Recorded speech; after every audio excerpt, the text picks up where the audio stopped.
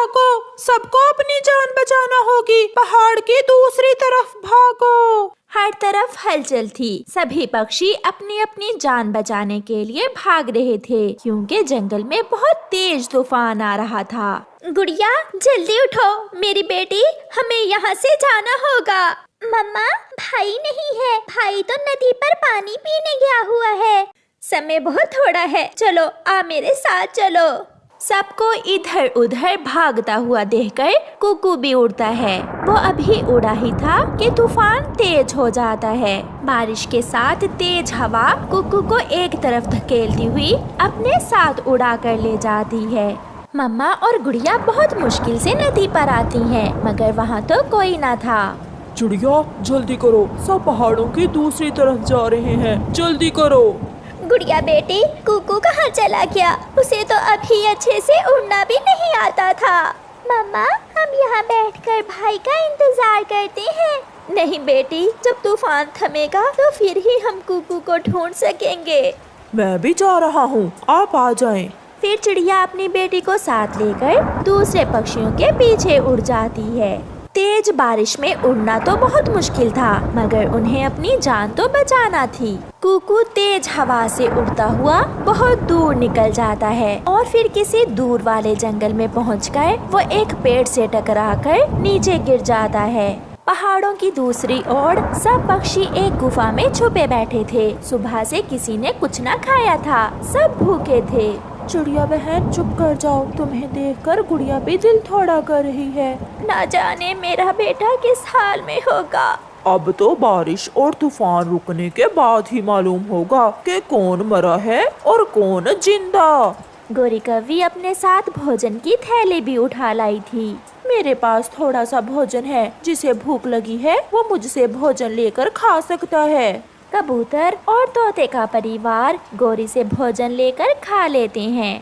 चिड़िया बहन आप भी 2 दाने खा लो, ऐसे भूखे पेट कैसे नींद आएगी। तोते भैया मेरा बेटा भी तो भूखा ही होगा। अगर मुझे पहले तूफान का मालूम होता तो मैं कभी अपने बेटे को नदी पर ना जाने देती। हौसला रखो चिड़िया, सब्र करो, जो भाग्य में हो वो होकर ही रहता है। सारी रात गुजर जाती है। सारी रात तेज बारिश होती है और तेज हवा चलती है। दूसरे दिन सुबह कहीं जाकर बारिश रुकती है। कालू कौवा डरा हुआ गुफा से बाहर निकलकर देखता है। आ जाओ, सब बाहर आ जाओ, तूफान थम गया है। ये सुनना था कि सभी पक्षी गुफा से बाहर चले जाते हैं। मम्मा चिड़िया और उसकी बेटी गुड़िया कुकू की खोज में निकलती हैं। कुकू कुकू बेटा आप कहाँ हो? वो दोनों माँ बेटी घने जंगल में जाती हैं। पेड़ तो जड़ों से उखड़ चुके थे। वो दोनों थक हार कर एक टूटे हुए पेड़ के ऊपर बैठ जाती हैं। गुड़िया बेटी हमारा कुकू कहीं नहीं है। शायद मेरा बेटा अब जिंदा नहीं रहा। चुप कर जाए मम्मा, चुप कर जाए। हम कमजोर पक्षी कर भी क्या सकते हैं? तूफान के आगे हमारा क्या जोर। बुलबुल आंटी का बेटा भी पेड़ के नीचे दबकर मर गया है। शाम होने से पहले पहले मम्मा चिड़िया और गुड़िया घर लौट आती हैं। उनकी आस उम्मीद टूट चुकी थी। वो यही समझती हैं कि कुकू मर गया है, मगर कुकू बच गया था। वो तेज धूप में बैठा हुआ रो रहा था। वो एक अनजान जंगल में था। मम्मा बहुत परेशान होंगी, मगर मैं घर भी तो नहीं जा सकता। मुझे तो रास्ते की भी कोई समझ नहीं है। उसे भूख लग रही थी और थोड़ी ही दूर उसे चनों के कुछ दाने नजर आ जाते हैं। कुकू कुछ दाने खा लेता है। अब वो संभल चुका था। मुझे वापस घर जाना होगा, जैसे भी हो मुझे अपनी माँ और बहन के पास जाना होगा। फिर वो घर वापस जाने के लिए योजना बनाता है। वो बेरी के एक पेड़ से बेरी तोड़कर उनका रस निकालता है और एक कागज के टुकड़े पर अपने जंगल का मैप तैयार करने लगता है। जंगल में पूर्व की तरफ बड़े पहाड़ थे और पश्चिम की दिशा में नदी। फिर वो सूरज की तरफ देखते हुए अपने मैप को सीधा करता है। यहाँ नदी के पास घना जंगल और साथ में खाली मैदान, और फिर ये रही छोटी नदी। ऐसे कुकू अपने जंगल का मैप तैयार कर लेता है। अब मुझे उड़ना होगा। कुकू वहाँ से उड़ता है। मम्मा चिड़िया और गुड़िया भी आज भोजन लेने चली जाती हैं। चिड़िया बहन, जो हुआ उसे भूल जाओ, अपनी बेटी की खातिर खुद को संभालो। हाँ हरियाली बहन, मुझे अपनी बेटी के लिए जीना होगा। मेरी बेटी अभी बहुत छोटी है। मम्मा, क्या भाई अब कभी लौट कर नहीं आएगा? नहीं बेटी, आपका भाई अब इस दुनिया में नहीं रहा। उदास मन के साथ मम्मा चिड़िया और गुड़िया भोजन की खोज में निकल जाती हैं। उड़ते उड़ते कुकू को कुछ समंदरी बगले नजर आते हैं। कुकू उनके पास जाता है। अंकल, मैं रास्ता भूल गया हूँ, क्या आप इस जंगल के बारे में जानते हैं? कुकू बगले को अपना मैप दिखाता है। पहाड़, दूसरी तरफ नदी और ये मैदान, ऐसा जंगल तो सागर के साथ है। शायद मैं भूल रहा हूँ। नहीं छोटे पक्षी, मैं नहीं जानता, मैं आपको गलत दिशा का नहीं बता सकता। कुकू वहाँ से आगे बढ़ता है। वो एक सिमत में उड़ना जानता था, इसलिए वो सीधा उड़ रहा था। वो ऊंचाई पर उड़ रहा था। उड़ते उड़ते वो सागर के ऊपर से गुजरता है। जब वो थक जाता है तो सागर में मौजूद एक टापू पर बैठकर थोड़ा आराम करता है। यहाँ तो तरह तरह के फल हैं, ऐसे फल जो मैंने पहले कभी नहीं खाए। फिर कुकू वहाँ से जी भर के मीठे मीठे फल खाता है और फिर से उड़ता है। उसे बहुत दूर मध्यम मध्यम से बादलों में छुपे हुए पहाड़ नजर आते हैं। वो पहाड़ देखकर बहुत खुश होता है। ये पहाड़ तो मेरे जंगल के ही लग रहे हैं। वो अपनी रफ्तार और भी तेज करता है। वो पहाड़ों पर पहुंच जाता है। ये जगह कुकू की देखी देखी थी, क्योंकि यहाँ तो वो अपनी मम्मा के साथ अक्सर आया करता था। मैंने कर लिया, वो रहा सामने कालू अंकल और गोरी आंटी का घर। वो थका हुआ तो था, मगर वो घर पहुंचकर ही आराम करना चाहता था। मम्मा, अब तो शाम हो गई, अभी तक लौट कर नहीं आया मेरा भाई। गुड़िया बेटी, अंदर आ जाओ, आपका भाई अब कभी नहीं आएगा। कुकू भी अपनी मम्मा और बहन को दूर से ही देख लेता है। वो मुड़ता है और दूसरी तरफ से पीछे से आकर अपनी मम्मा और बहन को हैरान कर देता है। मैं यहाँ हूँ, मैं आ गया मम्मा, मैं आ गया। अपने बेटे को देखकर मम्मा चिड़िया की तो चीखें ही निकल जाती हैं। कुकू, कुकू मेरे बेटे, आप जिंदा हो, आप जिंदा हो मेरी जान। मेरा कुकू जिंदा है, मेरा कुकू बच गया, मेरा कुकू घर लौट आया है। वो सब गले लग जाते हैं और मम्मा चिड़िया की रो रो कर हिचकी बंध जाती है। शायद ये खुशी मम्मा चिड़िया के लिए उसकी जिंदगी की सबसे बड़ी खुशी थी। प्यारे दोस्तों, किसी भी मुश्किल में हिम्मत और हौसले से काम ले। मुश्किल समय में ठीक तरह योजना बनाएं, कुकू की तरह बहादुरी से काम लें और मुसीबत का मुकाबला करें। आपका धन्यवाद। आम और जामुन का पेड़ एक दूसरे के पड़ोसी थे। आम का पेड़ जामुन के पेड़ से बहुत प्यार करता था, मगर जामुन का पेड़ थोड़ा घमंडी था। मेरी जामुन, मेरी गुलाब जामुन सो रही है, थोड़ा तंग करता हूँ इसे। फिर आम का पेड़ अपनी शाखाओं से जामुन के पेड़ को छेड़ने लगता है। जामुन का पेड़ भी जाग जाता है। मुझे मालूम है तुम सपनों में मुझे ही देख रही थी ना मेरी जामुन। अपनी शक्ल देखो, कितनी बार कहा है तुम्हारे फल का रंग मुझे पसंद नहीं और ना ही तुम।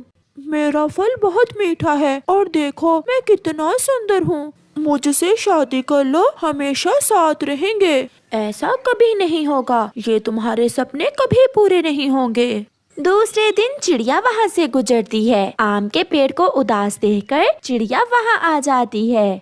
आम के पेड़, आप इतना उदास क्यों हैं? मेरी पड़ोसन जामुन कभी मुझसे हंसकर बात नहीं करती। मैं उसे पसंद करता हूँ, मैं शादी करना चाहता हूँ उससे। अच्छा, तो ये बात है, मैं बात करती हूँ उससे। फिर चिड़िया जामुन के पास जाती है। जामुन, क्या आपको मालूम है कि आपका पड़ोसी आम का पेड़ आपको पसंद करता है? वो आपसे शादी करना चाहता है। चिड़िया, मेरी एक शर्त है। बताओ, वो आपकी हर शर्त पूरी करेगा। मुझे उसके फल का रंग पसंद नहीं। पहले उससे कहो कि अपने फल का रंग लाल करे, फिर ही मैं उससे शादी करूंगी। चिड़िया फिर से आम के पेड़ के पास जाती है। सुन लिया चिड़िया, मैंने सब सुन लिया, मगर तुम्हें मेरी मदद करना होगी। प्लीज किसी तरह मेरे फलों का रंग लाल कर दो। आप दोनों की खुशी की खातिर कुछ ना कुछ तो करना होगा। फिर चिड़िया वहाँ से उड़ती है और सीधी इंसानों की बस्ती में रंग बनाने वाले इंसान के पास जाती है। इंसान मुझे लाल रंग चाहिए, क्या आप मुझे लाल रंग दे सकते हैं? अच्छी चिड़िया, मैं जरूर देता, मैं आपको लाल रंग जरूर बना कर देता, मगर मेरे पास गुलाब के फूल नहीं है। अगर आप मुझे लाल गुलाब के फूल ला दो तो फिर मैं तुम्हें लाल रंग बना कर दे सकता हूँ। मैं अभी लाल गुलाब के फूल लेकर आती हूँ। चिड़िया वहाँ से उड़ती है। वो नदी के पास गुलाब के फूलों के पास जाती है। गुलाब के फूल पूरे जोबन भर थे, उनका रंग पूरी तरह लाल था। चिड़िया कुछ फूल लेती है और वापस जाती है। इंसान जी, मैं लाल गुलाब ले आई हूँ, अब आप जल्दी से मुझे लाल रंग बना दें। फिर वो इंसान लाल गुलाब से चिड़िया को लाल रंग बना देता है, जिसे लेकर चिड़िया जल्दी से वापस जाती है। ये लाल रंग है, आप इसे पी लें, इस तरह आपके सारे फलों का रंग लाल हो जाएगा और फिर जामुन आपसे प्यार करने लगेगी। मुझे मालूम था चिड़िया, आप मेरे लिए जरूर कुछ करोगी। फिर वो आम का पेड़ वो लाल रंग पी लेता है, जिससे उस पेड़ के सारे ही आम लाल रंग के हो जाते हैं, जिसे देखकर वो पेड़ बहुत खुश था। वो खुशी से झूम रहा था। जामुन का पेड़ भी अपने पड़ोसी के लाल फल देखकर बहुत खुश था। ये हुई ना बात मेरे दोस्त, अब आप बहुत सुंदर लग रहे हो, मैं अब आपसे शादी करने के लिए तैयार हूँ। अब मैं जाऊँ आम के पेड़ जी? अब तो आप खुश हैं ना? हाँ चिड़िया, आप जाएं, मगर अब मैं जामुन से शादी नहीं करूँगा। मेरे फलों का रंग लाल, सुंदर लाल, और वो ठहरी काली जामुन। ये सुनकर जामुन रोने लग जाती है। आम के पेड़, रंग बदलने से तुम्हारे तो तेवर ही बदल गए हैं। मेरे दोस्त, तुम्हारी ये लाल रंगत मेरे कारण हुई है। अगर तुम्हारे फलों का रंग पीला हो तो फिर मैं तुमसे शादी कर सकता हूँ। ये नई समस्या कहाँ से आ गई? चिड़िया, मेरी खातिर जैसे वो आम का पेड़ मुझसे प्यार करता था, ऐसे मैं भी अब उससे प्यार करती हूँ। आप किसी तरह मेरे फलों का रंग पीला कर दें, प्लीज चिड़िया।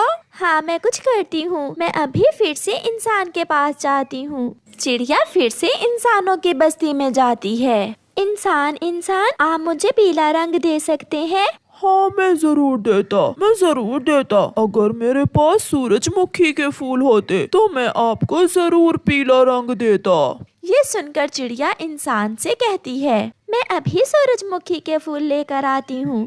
चिड़िया जाती है। चिड़िया सीधी सूरजमुखी के फूलों के पास जाती है। चिड़िया, खबरदार, मेरे फूलों में से कोई फूल न तोड़ना। फूलों के राजा, मेरी दोस्त जामुन के पेड़ को अपने फल पीले करना है, प्लीज मुझे एक फूल दे दे ताकि मैं पीला रंग बनवा सकूं। ऐसे वो फूल मान जाता है और चिड़िया एक फूल सूरजमुखी का लेकर वहाँ से चली जाती है। और वो इंसान चिड़िया से सूरजमुखी का फूल लेकर उसे पीला रंग बना देता है। चिड़िया पीला रंग लेकर खुशी खुशी वापस जाती है। ले जामुन, आप ये पीला रंग पी ले। जामुन बहुत खुश होती है और वो पीला रंग पी लेती है। थोड़ी ही देर में जामुन के सारे फल पीले रंग के हो जाते हैं। अब आम का पेड़ भी जामुन को देखकर बहुत खुश हो जाता है और जामुन को भी आम का रंग बहुत अच्छा लग रहा था। मेरी दोस्त जामुन और मेरे दोस्त आम, आप दोनों खुश हैं ना? चिड़िया, तुम्हारी वजह से हम एक दूसरे से मिले हैं, आपका